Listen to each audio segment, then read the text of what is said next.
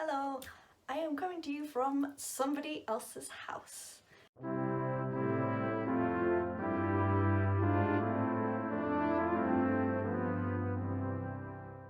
I've had a day, but let's talk about this magazine article. You may have seen my vlogging with Cold Urge Carrier, I'm going to be in a magazine.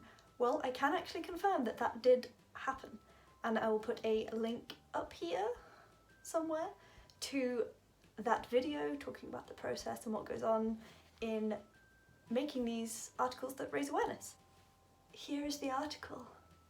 It's in Real People magazine, it's page, doesn't have a page number on it, but there will be one because that's how magazines work.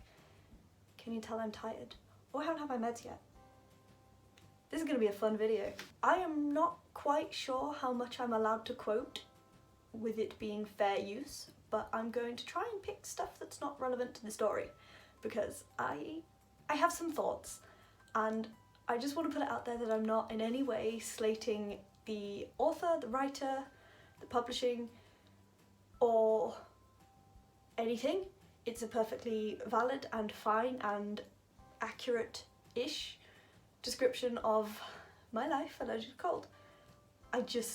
There's some creative choices that maybe I wouldn't have gone with, but there's a reason that I'm on YouTube and not a newspaper or magazine writer.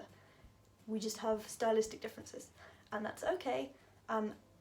If the writer is watching this, I legit mean no disrespect. We just have different choices in words, and that's okay. You did a good job, and thank you for your hard work.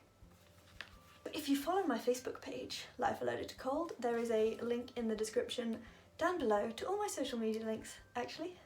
I did do a picture series for a while, and I still have loads to do, I just haven't, of cold urge carrier problems, and one of them is people quoting Frozen at you a lot, and the magazine does exactly that. There we go.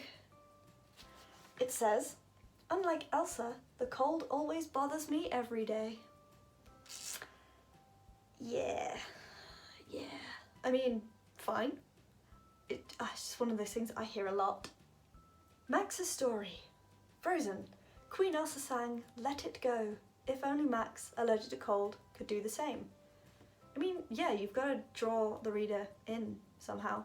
It's just really interesting when you're living your life and this is how people describe it. It's just interesting, is all. There is another point in this which I actually do disagree with and I actually don't like, really. I mentioned in that video they asked me for photos, and one of them was, "Hi, do you have a picture of you in your wheelchair?" Which I did, and I sent them to my Instagram, said, "Hey, you can pick whichever one you want," because, I don't know, they were obviously going for something, and I was like, I'll just let you pick what that is. And they have this picture of me. Up. Don't know how well you can see it, I've blocked my own screen. But it's a picture of me. I'll put a link down in the description below to the Instagram of the photographer of that photo because they actually haven't credited him in the article and it was in the Instagram caption, so yeah, that. But also, being allergic to cold and me using a wheelchair, they're not relevant really to each other. And the caption reads, "I wear a mask when I go out in my chair." And I do, but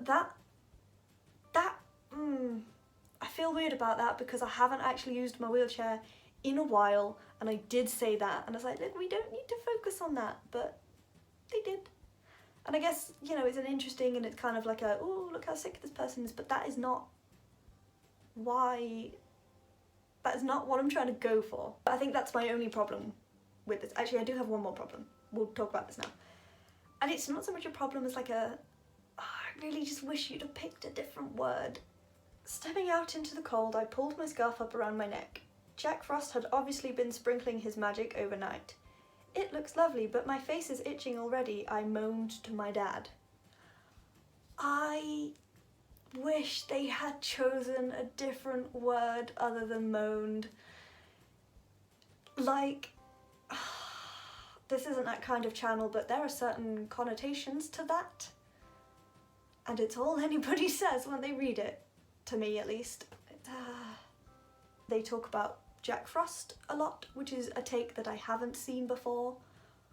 Interesting, fine. They want to like leave their mark with their closing line. So this one is, determined and positive, I refuse to be left frozen in time. Which, you know, fine. Not something I would have ever said about myself. A lot of this is something I wouldn't have ever said about myself. It's very laced with like, and despite all this, I will carry through. It's kind of inspiration porny. Maybe I do have a problem with this article.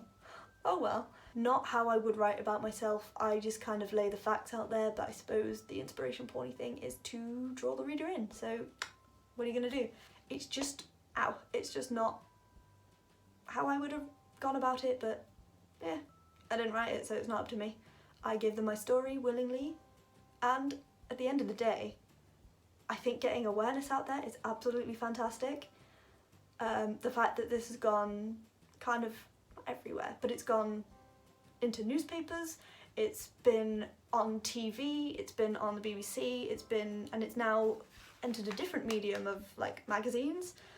I was contacted shortly after this went out by someone from the same agency or a different agency, not really sure, asking if they could reprint the story in 2 other magazines. Well, they quoted 2, I don't know if they actually want to do it in both, but at least one of those. They want to reprint it so they can spread the awareness even further, which I think is wonderful, and me just getting the awareness of cold urticaria out there is good. Regardless of the stylistic choices in the writing of it, it's quite a sound article, to be honest. All of the facts are there.